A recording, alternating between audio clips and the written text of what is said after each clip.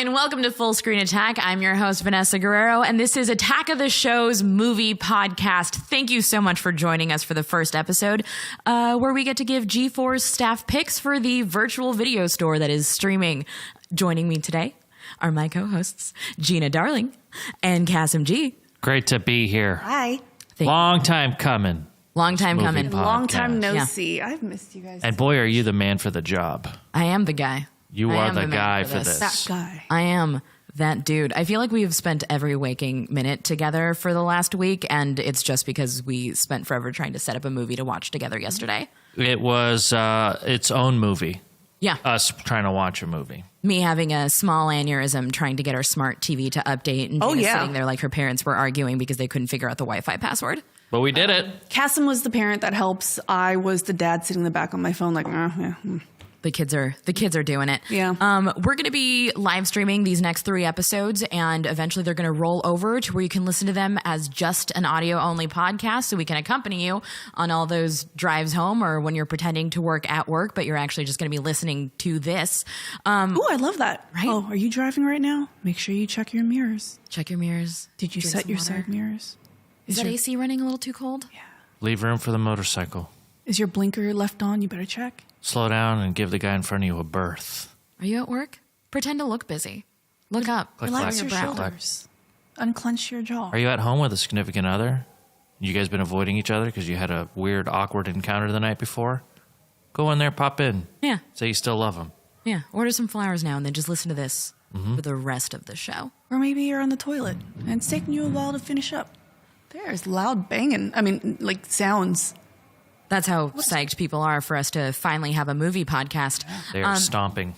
Every week, we're going to be going with a different theme based on what's releasing, what's happening in the world. That's going to help us pick what we eventually pick. And this week's theme is one of my favorite types of movie, which is coming of age, because kids are going back to school. Traffic is horrible again. It's September that's rolling through, and we're all reminded of high school and how horrible that was. Oh, it was great for me. I was very popular and never got picked on, and I was very good at sports. Yeah? And it's prom king. What sports were you good at? Chess. I actually got kicked out of chess camp in junior high. I'm sorry. First question, there's chess camp? There's a chess camp. Second of all, I got you sent went? to it. My parents sent me to it because they thought I couldn't get in trouble there. And then I hit a prodigy in the face for making fun of me. Wow, my a girl. grandmaster. That's my girl. It was a small child who was much younger than me, but very good at chess. And A young man, Bobby Fischer, has been missing ever since. I decked Bobby Fischer right in the face. He's gone, and there was a movie about us looking for him. I love the premise of every coming of age movie because they're the only thing that kind of takes away the amnesia that is like how collectively horrible puberty was for everyone. You just got a far away look in your eyes. What was your experience, Gina? She's still going through puberty. Our gal's still changing. I literally remember the day that it happened. The day?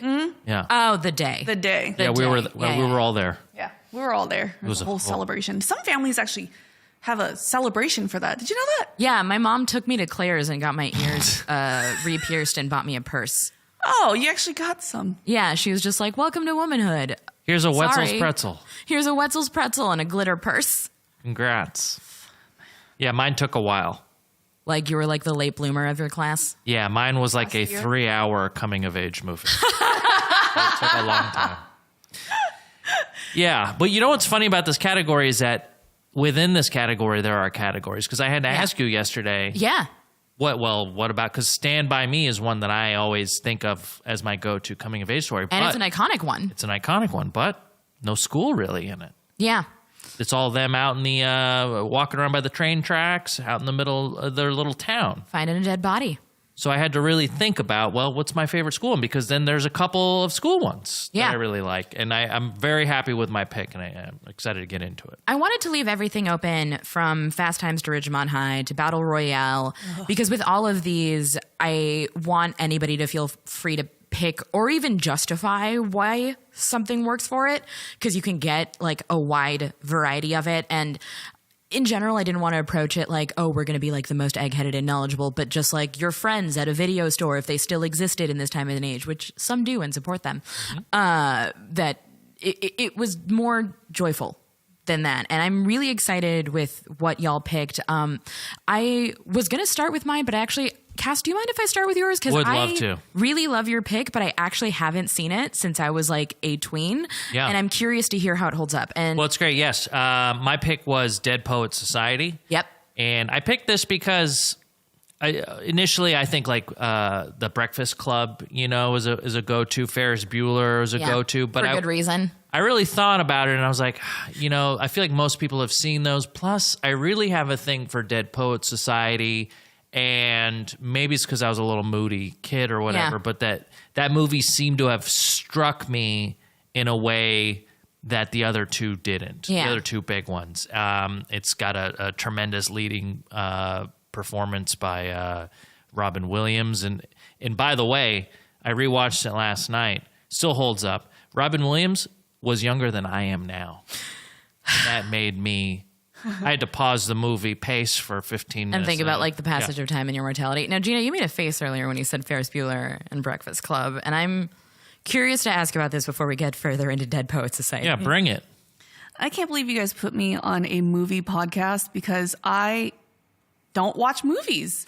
You've seen some, but they're mostly just violent. That's a point of view. Guess what? That's or a white point chicks. of view we want to hear. Yeah. So like I hear about these movies all the time, but I don't know anything about them because like I explained the other day, I grew up in a very traditional Vietnamese family that didn't consume Western media at all. I was listening to Vietnamese folk music.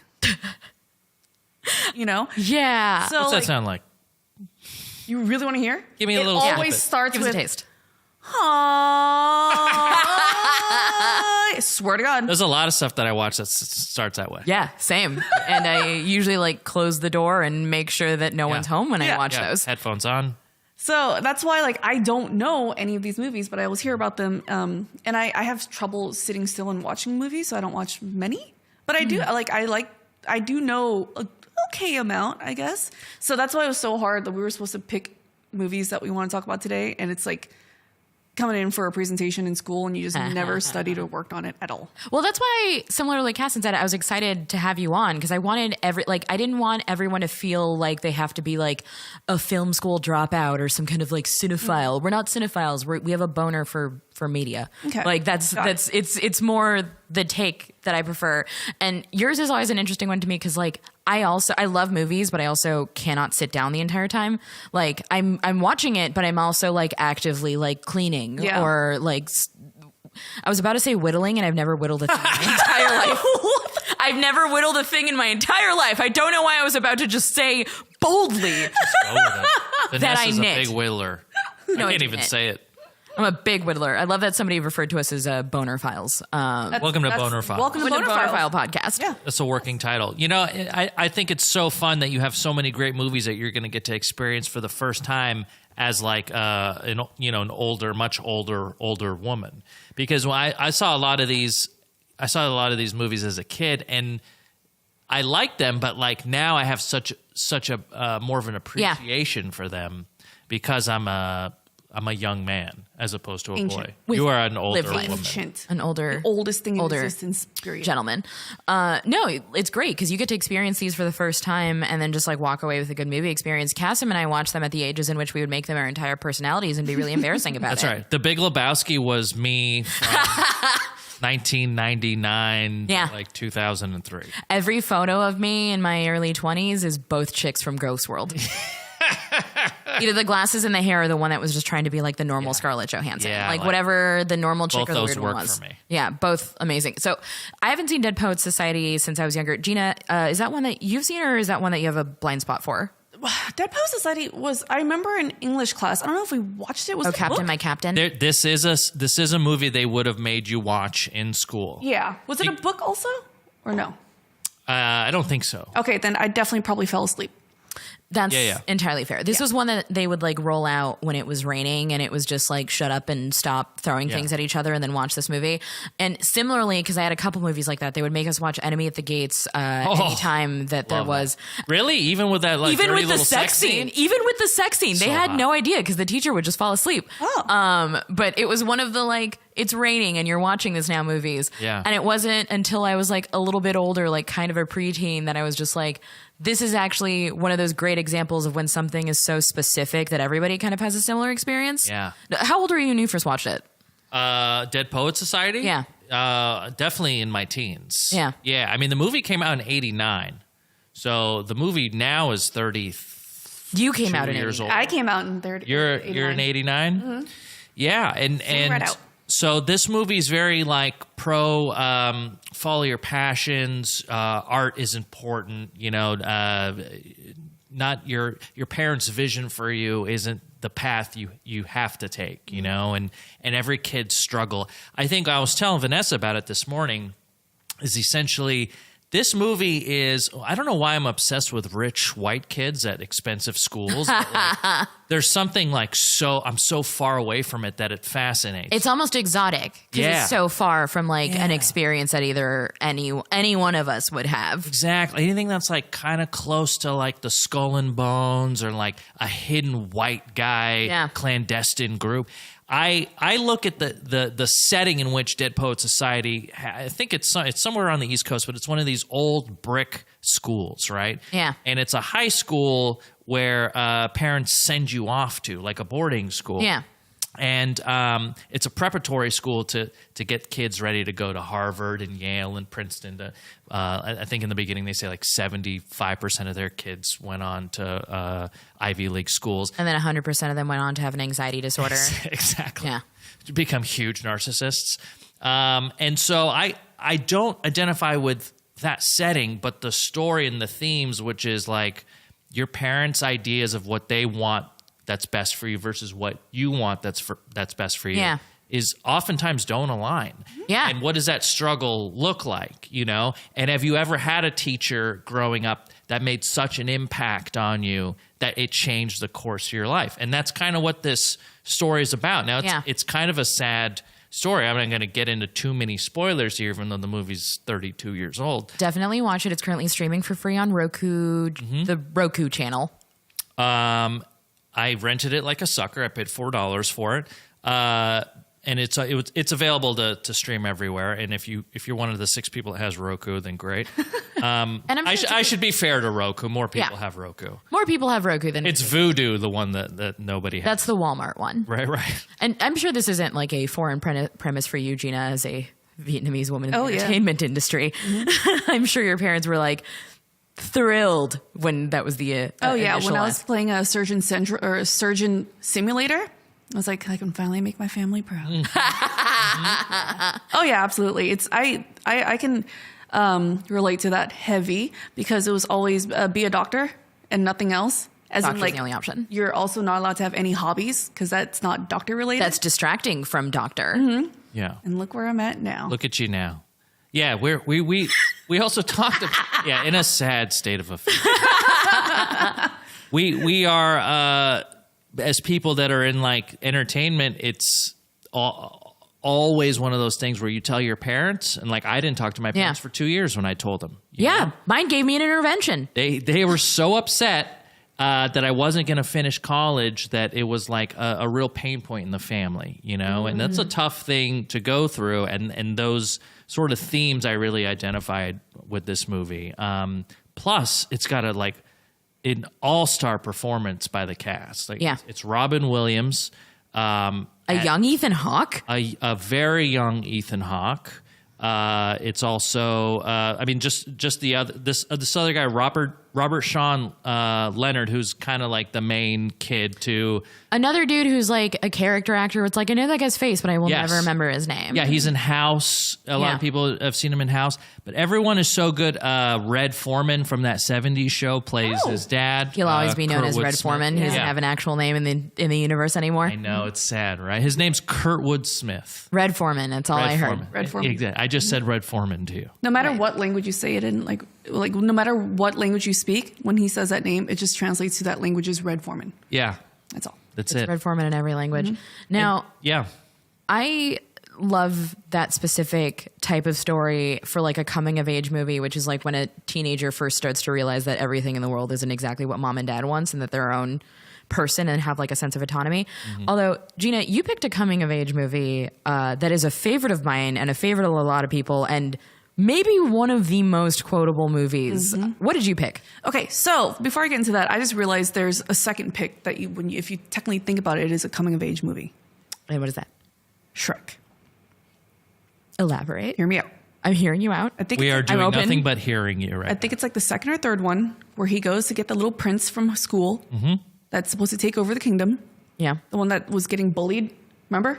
I don't know what happens in Shrek 3. Okay, well, I only remember the first one, and I think I might have blacked out through the third one. all right. I was abusing drugs when Yeah. Shrek 3 Yeah. came out. Please remind us. Because like Shrek picks him up and is like, hey, you have to be the new king. He's like, I don't want to be a king, blah, blah. And Shrek's like, I don't want to be the king either. And then they both find their ways and, you coming of age. I will take the argument for Shrek. yeah, see? You've made me a believer. Yeah. I think you made the case. Chad agrees. Thank you. But the movie I chose is the iconic movie, especially amongst all the girls, Mean Girls. Such a good pick. It's Such so a good good. movie. Immaculate Tina Fey script. Really tight comedy, amazing performances. Like Regina King is the apex mean girl, Yes. for any movie at this point. And the 80s was full of them dropping pig's blood on ladies and like running people off roads. Yet Regina George was somehow the absolute like queen bee of them all. And it's fascinating to me that you picked Mean Girls because I've been wanting to get into this. From the day that I met you, you have been the biggest girls girl. Like every girl that you meet is friend. Like Mean Girls. Whether they like it or not. Exactly. Every girl is friend. Every girl you meet, you have that relationship like you met them drunk in a bathroom, like even if you're just like sober in the world. I do give drunken bathroom girl vibes. I You love do. that. That's like the purest form of love. It really is. You Yeah. carry that energy everywhere. Kassem actually just learned about this phenomenon. I just learned it from She-Hulk episode 1. Really? Yeah. There's a whole world that goes on in a women's bathroom. Oh, yeah. That I have not been able to take a part of for good reason. Yeah, Not allowed. it's our squishy little corner where we can all just kind of like love each other and give each other encouragement. And Mean Girls covered a very specific thing that I think sometimes doesn't leave high school but starts in high school, which is like every girl is competition. And I wanted to ask what your specific journey with that has been. Oh man, I actually have the perfect story for this. So in high school, I was a goth kid, and I had moved from I moved from Northern California to Southern California, came to school here like sophomore year, into a school that was vastly different from my old one. My old one was so diverse. I came here and it was 99.999% Chinese. We had 3 black people and 2 white kids, and the rest were Chinese. Wow. And I was like, wow, this is a very strange Dynamic. Yeah. Also similar to mine though. Mine was 70% Korean, other, and then me. Yeah. And so like academics for school, fantastic. Our football team. Yeah. But I remember like I kind of I didn't have many friends. I had one friend, and it was that situation where if she doesn't show up at school, I don't know who I'm eating lunch with. I'm eating lunch in a library. And then I remember just getting attention from boys, and I'm like, oh, this is weird because I had braces and pimples and messed up haircuts. Yeah. And then I started noticing that girls would treat you a little bit different too. Yeah. Specifically, one time, and I think I was around 19 years old at this point, I was hanging out at a friend's house, and she's like, oh, I'm going to go out with these guys. We're going to go grab something to eat. I'm like, oh, I want to come. And I put this on everything. I swear to God. She looked at me and she said, oh, but I don't want you to come. And I said, Oh my God, the first time another girl is mean to you. yeah. And I was like, Therapy. it's definitely not the first time, that's for sure. But she just said it to my face. I'm like, why? She goes, because they're going to give you more attention. And I'm like, but then I was still going through like the awkward kind of finding my image kind of. You were am I pretty? pre-makeover Katie Heron. Yeah, I was I was pre-makeover Katie Heron. And then she was like, I mean, you can go if you like, here, you can borrow my sweats and like tie up your hair or something. I'm like, okay, sure. And she went out looking like she was about to go to a nightclub. She had heels and a tight dress on. And we went to Chick-fil-A. My God. Yeah. She was getting ready to pick up boys at Chick-fil-A. Yeah. No, I remember in high school, similarly having like my first mean girl interaction after developing, because let me tell you, it's later in life when they were a blessing, but the first time you get boobs feels like a goddamn curse. Never felt that until surgery. Okay, that's fair. Yeah. That was later in your life. When you have them and you're like not really entirely sure what they are, and you'd like rather be playing dodgeball, and you're just like, what's happening to me? Yeah. Just feels like a Cronenberg nightmare. God's giving me dodgeball. God's giving me dodgeballs right now. And I got invited to a sleepover, and it was like the first sleepover I was allowed to go to because most Latino parents consider sleepovers just to be like kidnapping training sessions. That's right. Or orgies. Or orgies, you know, where like you're doing drugs even though you're all just like 12 and trying to like summon a ghost because teenagers are like the craft had come out by then, and we were doing Ouija boards and light as a feather. Exactly. As a board. We were all trying to just like hang out with other teenagers, eat popcorn, and like see a demon for the first time. Yep. And I let a few through.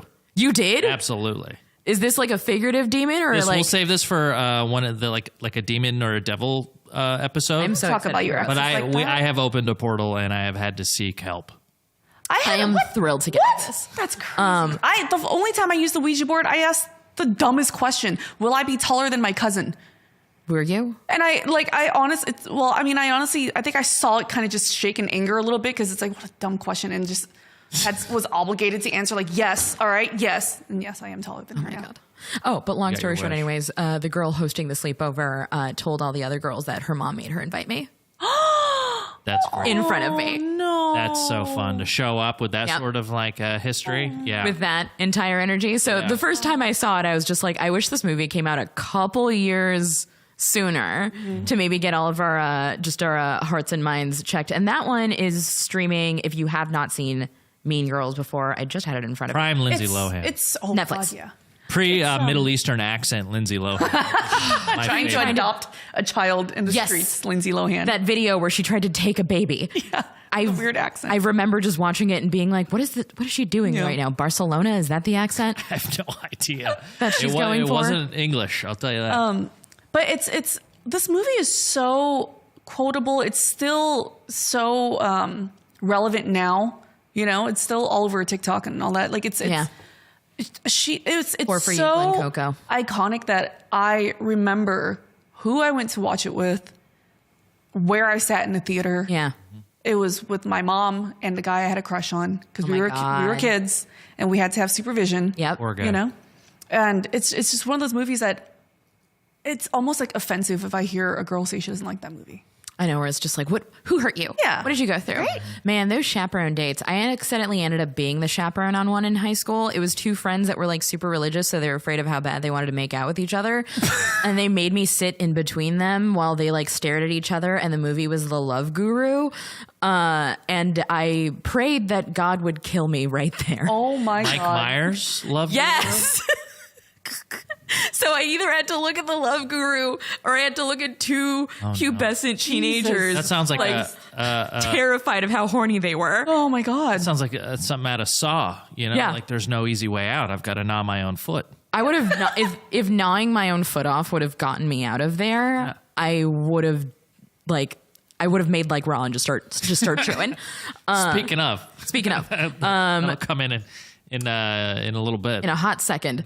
Now, I had a hard time trying to figure out what I wanted to pick because initially I wanted to go with Superbad, but that's not as easily streaming. And for this first one, I really wanted to make sure that everybody can find whatever movie we were recommending easily. Although Brian B. Dine did ask, could Superbad be considered coming of age? And yes, because the reason I wanted to pick it is because I've had the same best friend to this day since I was 8 years old. So any high school movie in which like you're kind of obsessed with your best friend was my coming of age story, especially where you like grow differently. But I actually wound up going with Lady Bird because I feel like when it came out, it was so critically acclaimed that people forgot that it's also kind of fun. Yeah. I think it's Greta Gerwig's feature debut, and that one is on Hulu. And sure, it's basically just real women have curves, but like as someone that spent most of high school arguing with my mother and being terrified that my best friend and I were never going to see each other again, that one was like the one that was and I went to a hyper religious school as well. Yeah. Is this when Timothée Chalamet's in this as well? Yes, it is. That's my first taste of Chalamet. That was the first bit of Chalamet I think that we got. A very fancy dish at a French restaurant. Yeah. Really? Yeah. Chalamet. Yeah, it was my first time trying Chalamet, and I couldn't get enough. The first time trying Chalamet, and I had a taste of that food poisoning.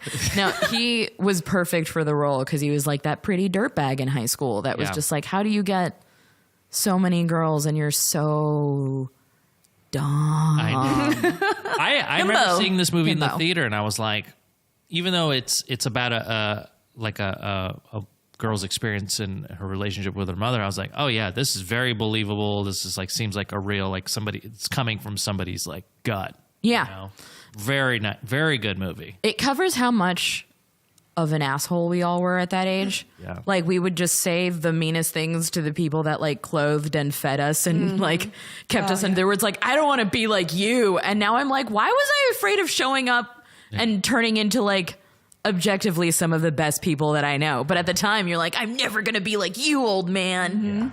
Yeah. So that's our experience as kids. We don't know anything. And No. one day we know a little more. The worst part about it is like, it's not that you just don't know anything.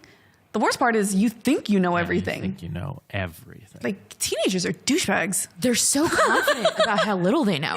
Like I was rewatching King of the Hill the other day, and one of my absolute favorite bits was when Bobby had a first crush and he looks at his parents and he goes, you don't love each other the way me and this girl love each other. Oh, no. Also equally hilarious because Peggy later was just like, oh, I guess you didn't love each other enough, did you?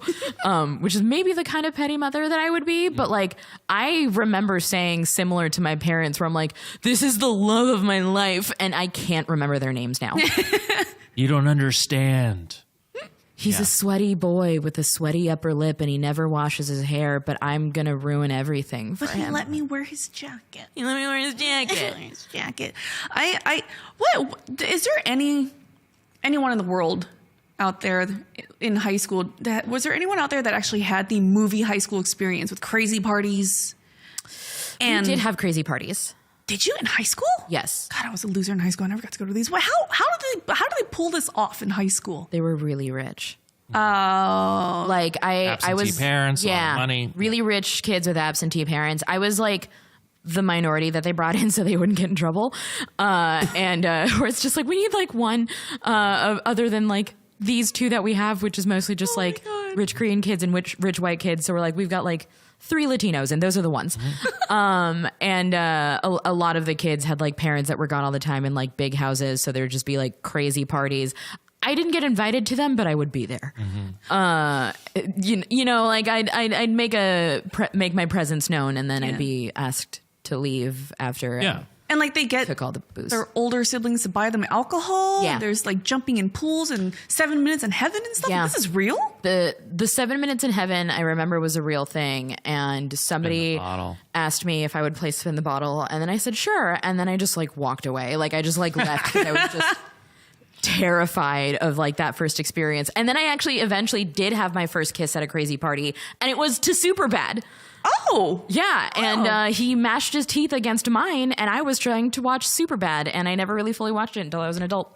oh. Yeah, Wow, these things actually do happen. it was a terrible first kiss. What were you like in high school, Cass? Like I said, football player, star, athlete, singer, master, debater. Yeah. I believe you. People don't go on the internet and lie. You I do believe definitely you. never wished that you had Wolverine claws.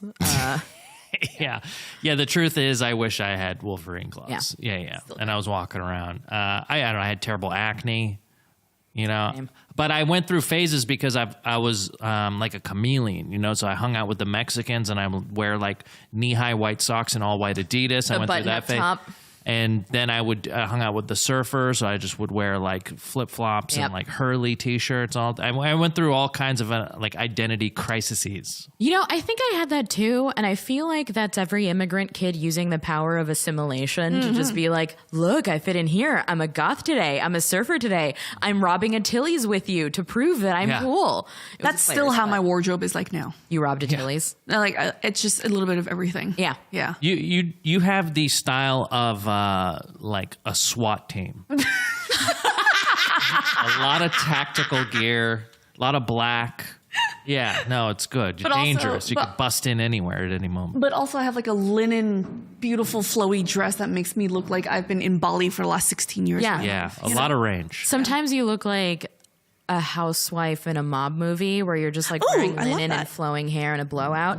And then other times it would look like you would kill for money. Yeah. That's right. Or less. Speaking of killing, Mama.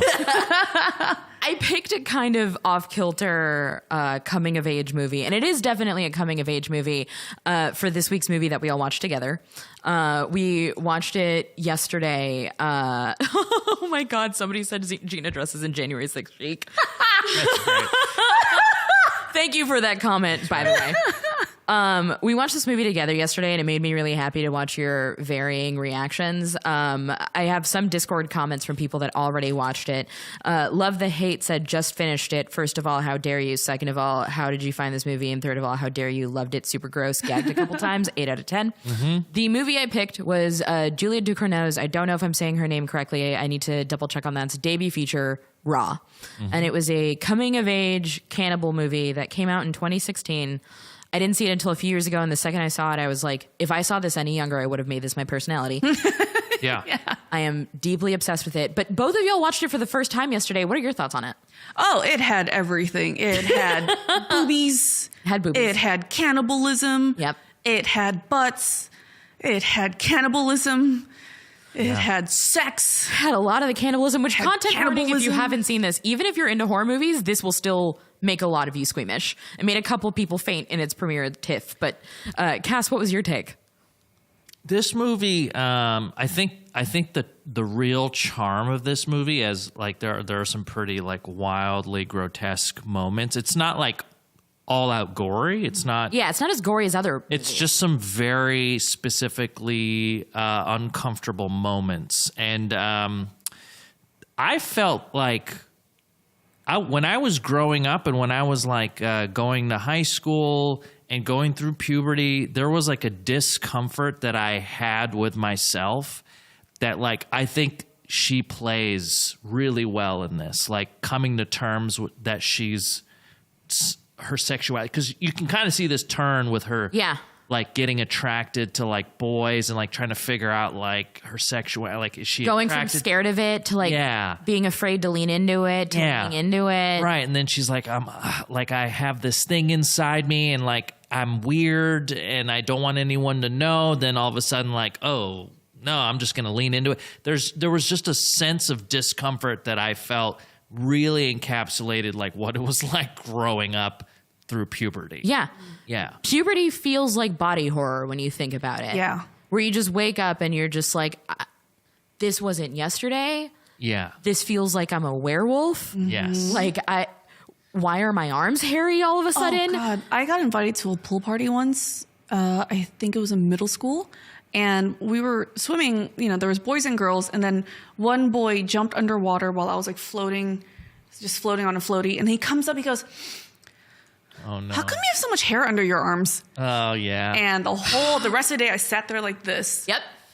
And I went home and I begged my grandparents and those are the people who raised me, like, please let me shave. Like, please. They're like, why? I'm like, because this boy just asked me why I have hair in my armpits. Yeah. And like for the longest time, they never let me shave before. They never gave me a razor or anything. And then after I told them that, they're like, okay, here, like just here. They didn't even give me instructions. Just like, here, run with this razor. Just go give yourself your first blood draw by accident. Similarly, which is why my legs looked like a spiral cut ham the first time I tried to because I was like way too young and I just went for myself and I was just absolutely just and like that experience is why I think horror is such a perfect medium for specifically this kind of story, because the first few times you like get those feelings of like I'm changing and I feel desire and I feel weird and I want to experiment with these things are so clumsy, and you feel like not that far from a feral animal. Like you're just walking around yelling at everyone in a bad mood, rubbing up against couches, being like, I don't know why I'm like this. Yeah. Yes. Yeah. There was I don't want to get too graphic, but the scenes in which she can't control herself are something that I specifically remember feeling. Where she's just like biting. Yeah, there's just like a lot of shots of like different parts of her body, like hair. There's a scene where she's literally pulling clumps of hair out of her mouth. There's just a lot of like I don't know, almost like when you see a human turn into a werewolf, that sort of like the skin stretching, like a werewolf sweaty hair, blood, like fingernails, like that. This is what this movie made me feel like the transformation of somebody becoming a werewolf. Yeah. It's aptly gross for the subject. I mean, it makes sense. Women are like werewolves once a month. But it's very smartly done in also like being a horror movie. You know, it's got a fun sort of twist in it. It's got some very cool practical effects. Some fantastic looking practical effects. Yeah. Like, spoilers for those that haven't seen it, or like, not really a spoiler if you don't want to watch it. You'd rather just hear us talk about it. It's basically about a girl that goes to veterinary school when she's rather young and meets up with her older sister in it, and her whole family is vegetarians for a reason, because they make her swallow a rabbit kidney during a hazing, and surprise, she has a taste for meat and specifically human flesh. Yeah. So at one point, something happens in which her sister's finger is severed. And in maybe one of the grossest scenes, she eats the finger, and the sound design is not unlike eating a chicken wing, which made us very squirmy. But like that specific moment of just like being caught in the act, like, yes, it was cannibalism, but like it also felt like the first time somebody walks in and you're like, don't look at me. Yeah. Don't look at me. Yeah. Yeah, my mom walked in on me while I was taking care of myself as a young man. You know, and doing what you do as you're discovering yourself. That's the same sort of vibe that I felt like her chowing down on the finger, and she looks over and her sister staring at her eating her finger. Yeah. This is really, the scene that I kind of really liked the most was the scene where she's dancing in front of the mirror and starts kissing herself in the mirror. Yes. I loved that scene because it reminded me when I was younger, where I finally was like, I'm a woman and I'm going to explore that more and be more comfortable with my sexuality, be more comfortable being girly, because I was raised by boys in a garage fixing cars. And I was always like goth tomboy, like, oh, girl stuff is gross. Yeah. And in this scene, she's embracing it. She knows how beautiful she is. She's almost like in love with herself and accepting herself. She's wearing a dress for the first time, and it made her feel weird a couple days sooner. She's like listening to like, you know, like dirty music and like trying on lipstick. And immediately we looked at each other and we're like, have you ever practiced kissing on your hand at that age? We both had. Yep. I learned it from Cosmo. And I don't know why I put lipstick on the hand.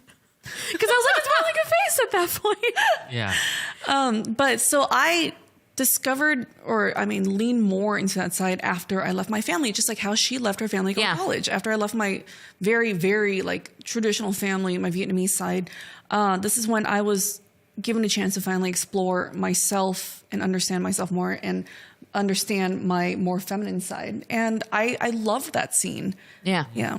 It was a great scene, especially the way she gets like kind of hyper jealous of like anyone that's kind of around someone that she's like deemed attractive. In this case, her like poor gay roommate that wants absolutely nothing to do with that after like a brief weird moment with each other. I found the sister to be a really interesting character because she's the exact opposite side of the coin of someone that also wasn't like told or explained any of these things. So she's just figuring out her boundaries based on like making every single mistake. Yeah. As the older, and I'm an older brother, so you're kind of like sent out like a Christopher Columbus to go explore the world and report back your findings to your younger sibling, you know? Yeah. And there were a lot of fun scenes here where she was trying to look out for her younger sister. You know, she's so they're at this veterinary school.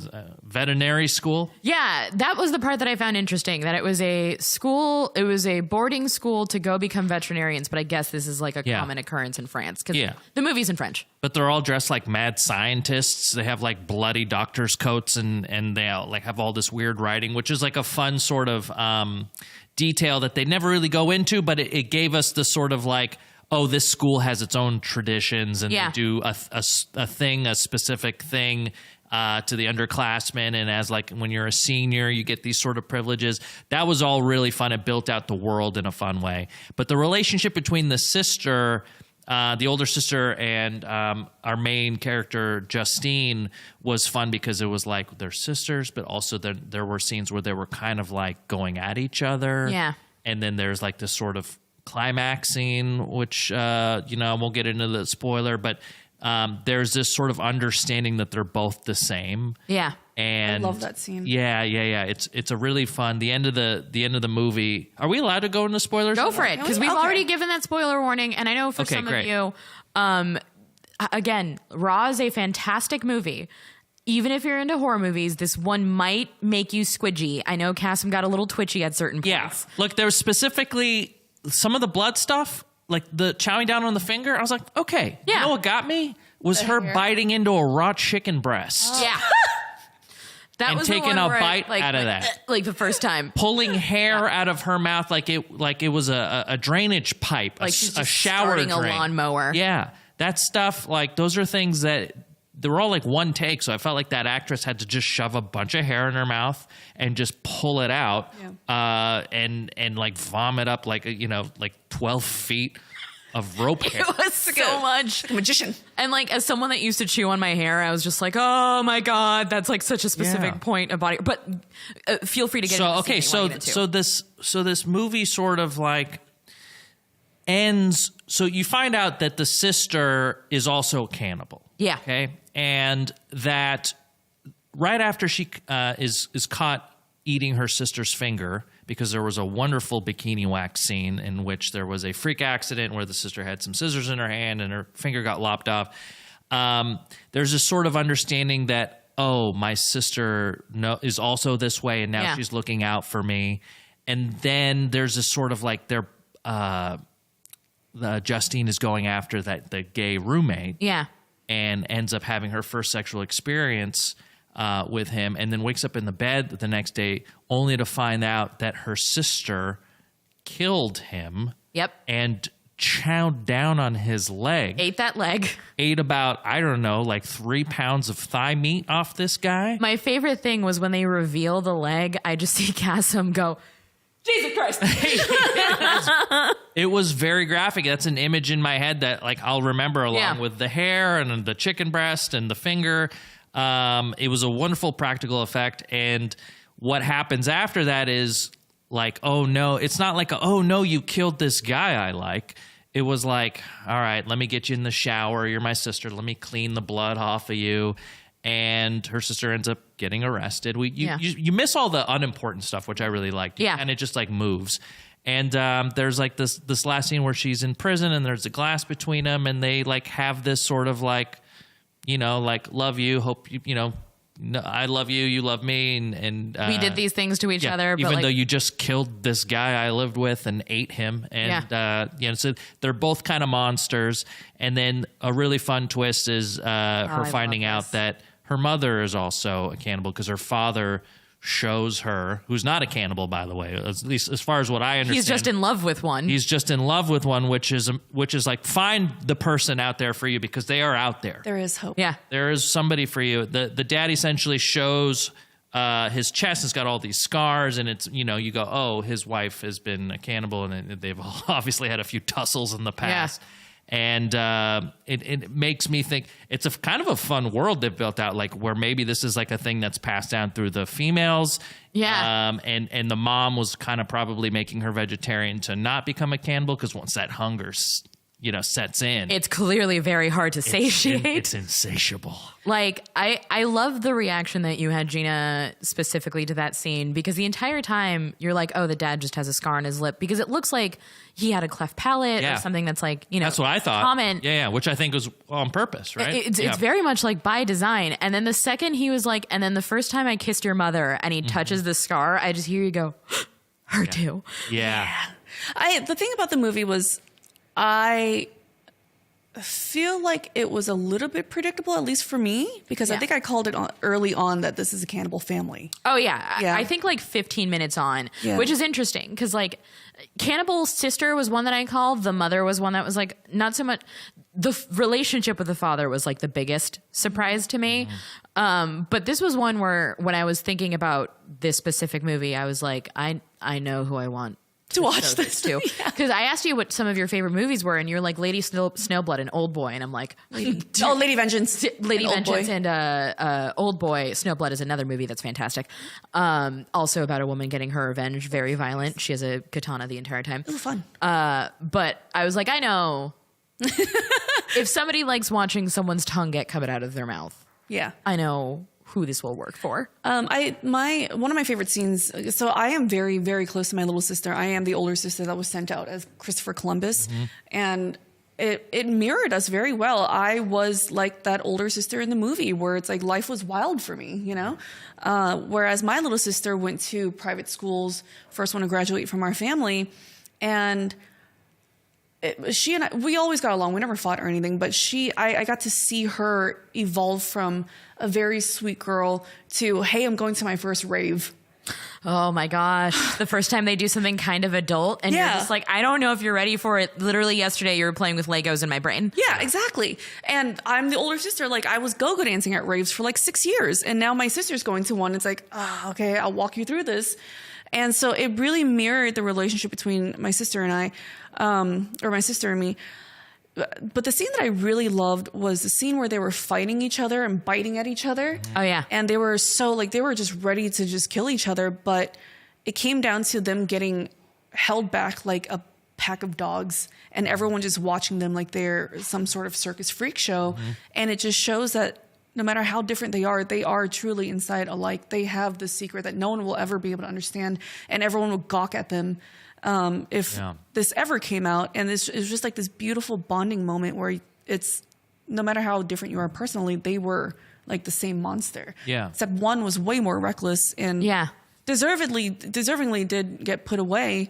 But it was almost like the struggle of the older sister just trying to show her sister the ropes, but that life is different other than what mom tells you to. Yeah, but then with the struggle of the older sister never had been shown the ropes either, and she's just figuring it out as it goes too, and she makes her mistakes because she's young, she's dumb, she makes huge errors. But like sometimes if somebody doesn't show you, you make an error so big you can't come back from it. Right. Yeah. And I think it's fun is like if you can as the older sibling shield your younger sibling from the catastrophe that you just went through. I think there's sort of like that. At least my sister's out there. She's safe. She's out in the world.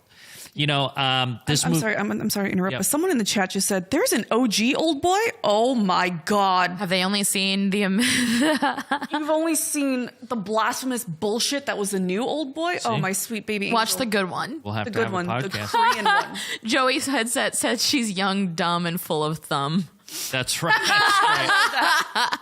Yeah, and also, I think we said this a couple of times during the movie, is like, where are the adults? Yeah. Where's any supervision or guidance or like answers to questions? The one teacher they do show is a complete dick. Yeah. Who pretty much tells her, like, I hate teachers' pets. You guys make it hard for the dumb students to succeed. I'm like, how is this guy?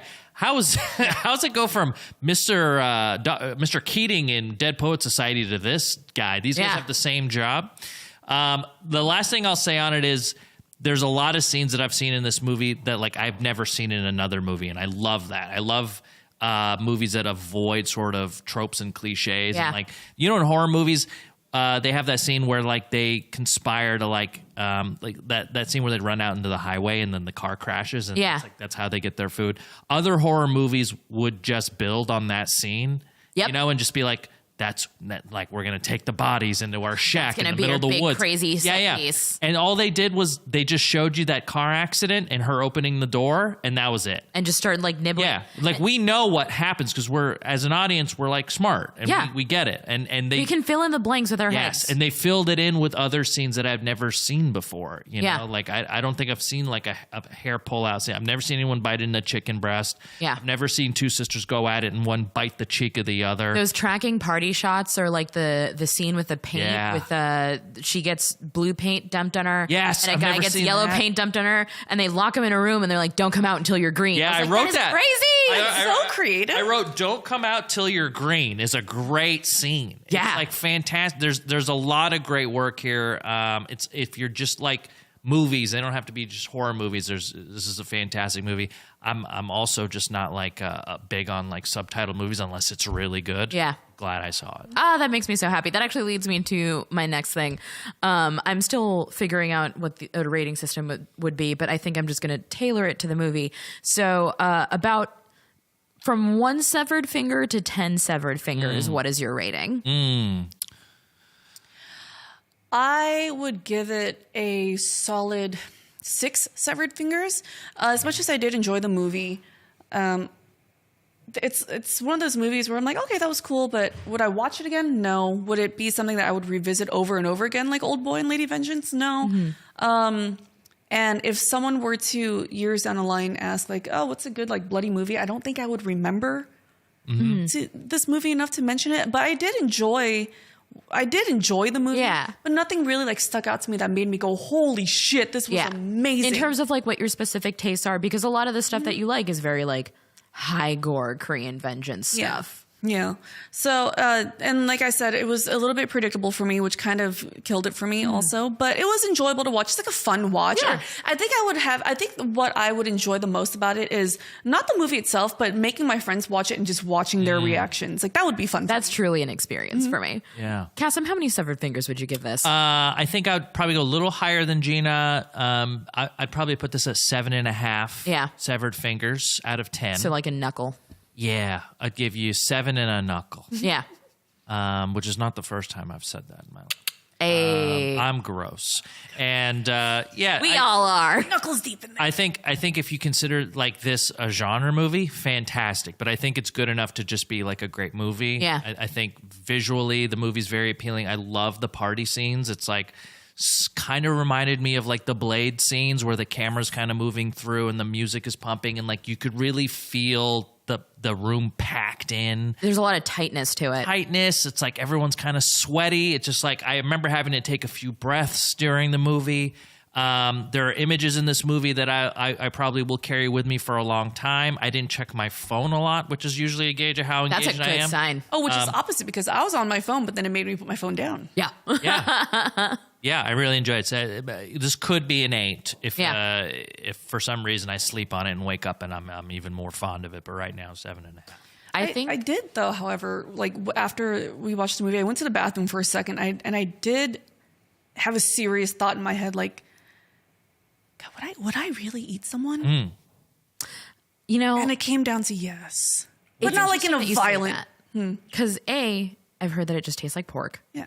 But also the reason the director picked cannibalism is because she's like, I think there's like 3 taboos that are still held by humanity. Cannibalism is one of them. Yep. And she's like, cannibalism is interesting to me because we always consider like eating each other to be like a primal thing. But she's like, how primal are we really? Yeah. And like, sometimes I feel like us, maybe you sometimes when we need the spray bottle is not that far from a feral animal. So like, we're all kind of tangential to that. I really did consider like, I wonder if I did try it for the first time, will I really, really just be like, oh no, I can't stop now, you know? Yeah. So I had a long think about it while I was washing my hands.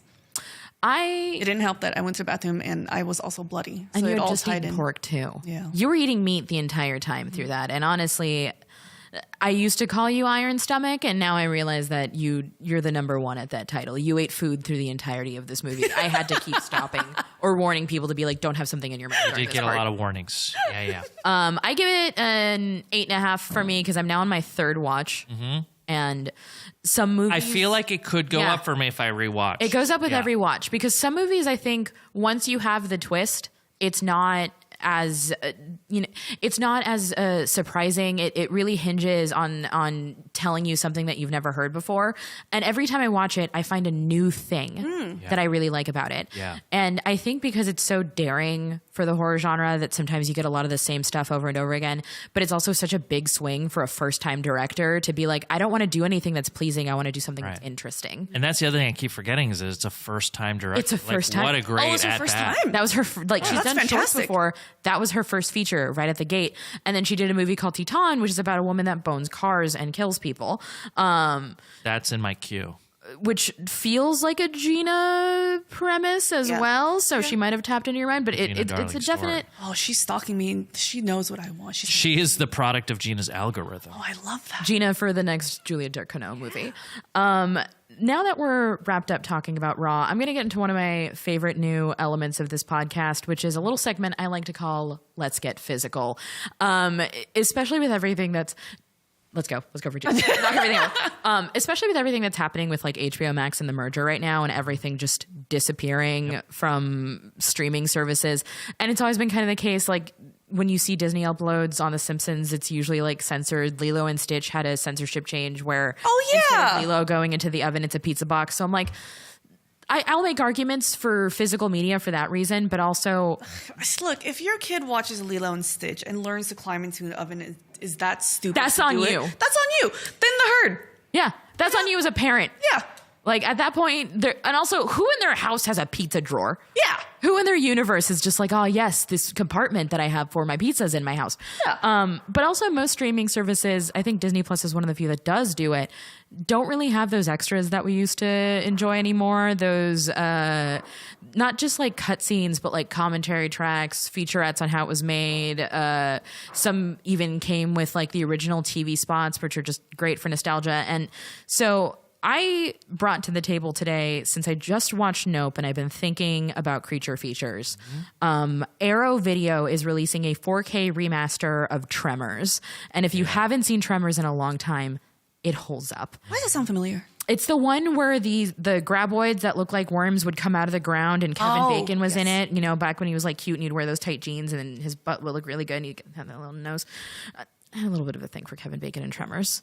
Got it. Yeah, I mean, he's hot. He's hot. Yeah. And he's really cute in Tremors. And also, all of the graboids are practical effects and they look incredible. And like, you're so used to seeing CG now where you're just kind of like, that's going to look like garbage in the next 2 years. But Tremors, even without the 4K master, still looks really good.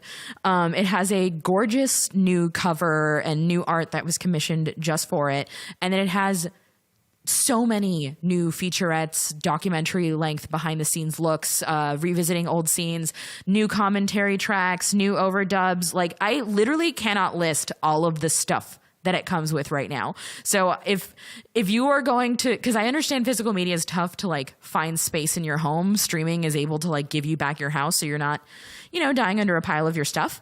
But if you're going to make space in your home for a piece of physical media this week, let it be the Arrow Video 4K Tremors remaster. Yeah.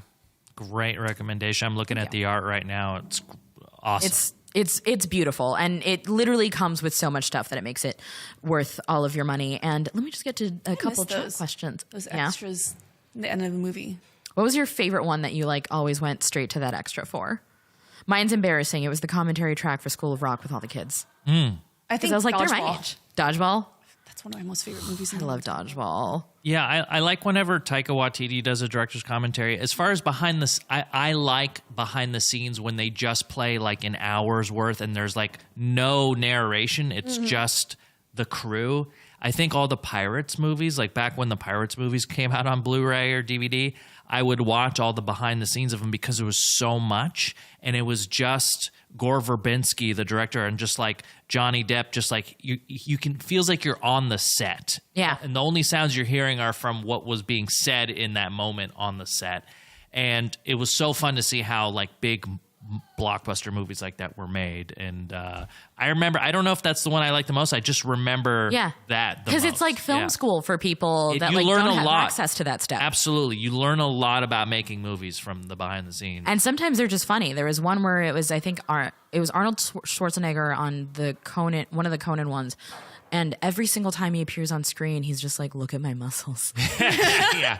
We are, Arnold. Why don't we do bloopers during credits anymore? Like, remember Rush Hour bloopers? Yeah. Or like a Jackie Chan movie will always give you bloopers. It's got to be the right kind of movie. Yeah, like a Will Ferrell movie, things like that. But it would be tough at the end of like Showa, like a Paul Thomas Anderson movie. Yeah, it's just like I want more bloopers in comedy movies. Like that just makes it so much more fun at the end. It's personable. Yeah. Jackie Chan was great at that. Oh, yeah. But that was because if you're going to almost kill Jackie Chan like 50 times in a movie, we're going to show you every single time we almost killed Jackie Chan. First question is from Poppin J41. What are some of your favorite movies? Honestly, I'm just going to give my one that's always my default answer for this because that answer changes every day. It's The Thing. I've never not watched The Thing and had an amazing time. It's always great. And I'm very lucky that one time I got to watch like 75% of an audience watch it for the first time, so they didn't know what was going to happen. Oh, wow. Yeah, that was great. Yeah, I mean, that's I don't know how you find yourself in that situation. That's a fantastic movie. Speaking of practical effects, it's just like one of the, all Rob Bottin crushed that. Yeah, I mean, I'm a simple man. You know, what's the most fun movie? What's the question again? What's it? It just says favorites, and I'm just Okay. putting the one that I watch the most. Yeah, I mean it's any Paul Thomas Anderson movie, Yep.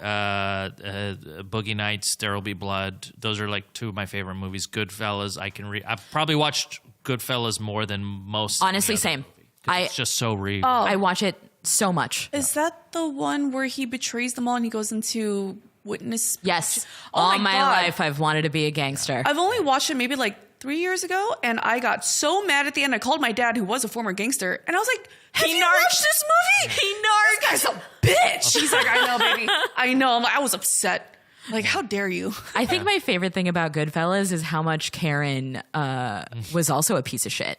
Oh yeah. Like every other movie, the wife would have just been like, I don't know what was happening, and I wasn't participating. She was in it, and the fact that the investigator assigned to the case was like, I heard your phone calls. Right. You can't play dumb with me, right? I loved that character. It's a perfect movie. Yeah.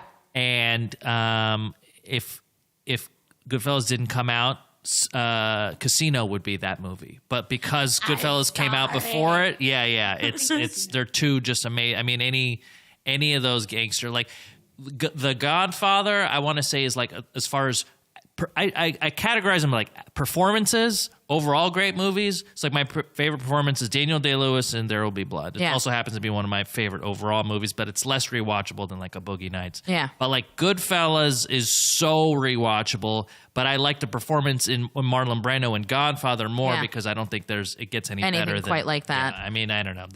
It's a tough question. Anytime anyone asks it, I go, I gotta have something chambered. Yeah. It's and then when I was growing up, I loved The Big Lebowski. As I've gotten older, I've kind of distanced myself Cooled off on because it a little. it's kind of like liking Borat. It's like I love the movie, I'll never not enjoy it, but like you can't like quote it in public without it being ironic because everyone will make fun of you.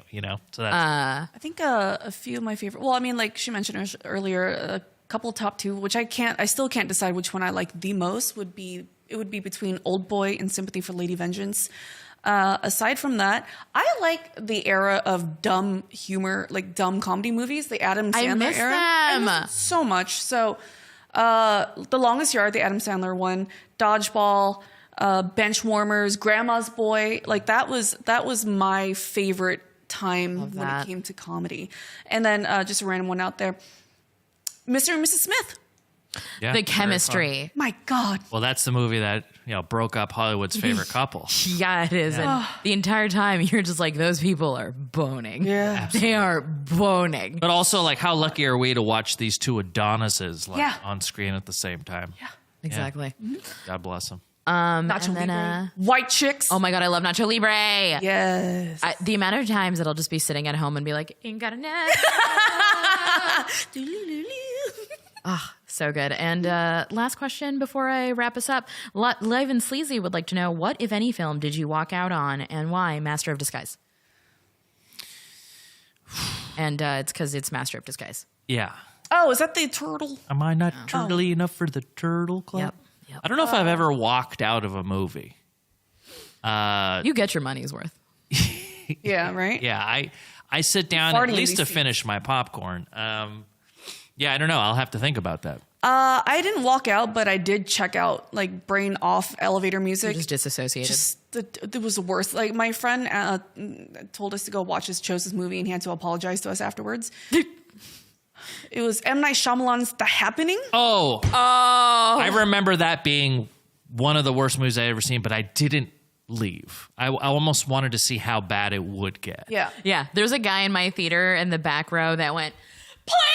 Because he couldn't believe that that's what we were sticking around for the entire rest of the movie. My God. It's like so we left the theater and he just looked at us. He's like, I'm sorry, guys. Like, I'm so sorry. Like, it was just a waste of time.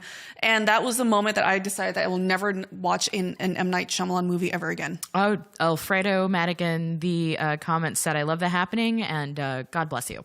Yeah, that's fine. be wrong. You're okay. Look, Yeah. M. Night Shyamalan has I'm not going to yuck your yum. Yeah. He has made a good movie since and Split, which was okay. Yeah. But for the most part, after The Village or Lady in the Water took like a steep, like a lot of people consider Signs to be his last decent movie, Yeah. but like Split and was okay. Oh, Split was I okay. do want to watch Split because that's also with Glass and It's kind of his like Marvel multiverse setup Yeah. for it happening. And then I saw a lot of people in the comments saying the Avatar Last Airbender movie. I was a movie theater. I worked at a concession usher and ticketing at the time, and everybody would fight over not working customer service on Airbender days because we would deal with the most angry refunds in the middle of the movie. It was a whole thing. Now, thank you so much to the both of you for. No, thank you for having us. You put together a stellar podcast here. I can't wait to listen to it every week. You know, it's very hard to get me to sit down and watch a movie. And the fact that you did, you're an amazing person. Also, we had a moment yesterday because we were all sitting there watching this in the G4 office, and the sex scene came up. Praying that nobody would walk into the office at that time. And like, I desperately wanted to take a picture of just like Cass and Nessa sitting in front of me, and I just want to take a picture of the sex scene on the screen. Like, this is what I get to do for work, guys. Yeah, it was fun. It was a Yeah. good moment. It was a good sort of like, yeah, we have a cool job. Yeah, it was a bonding moment. And next week, our subject is going to be fantasy, which is going to be an interesting one because that is one of the few genres that I have trouble with, but I am so open to learning. And that is in honor of the new Lord of the Rings series and House of the Dragon, which just dropped. The movie I've selected is one I have not seen yet, and it's The Princess starring Joey King on Hulu, because if you're going to get me to watch a fantasy movie, the carrot on the stick is promising me violence. So that's our movie for next week. We'll see how I feel about it, if I liked it, loved it, or was kind of fine on it. But thank you so much for joining me. Once we roll out the initial 3, make sure to rate, review. Please leave your feedback on the Discord because I would love to hear all of the ways that we can make this podcast better. And I love you all. Be excellent to each other. Bye. Like the video or else. Or Gina will eat your finger. Like a chicken. Like a chicken. Bye. Bye.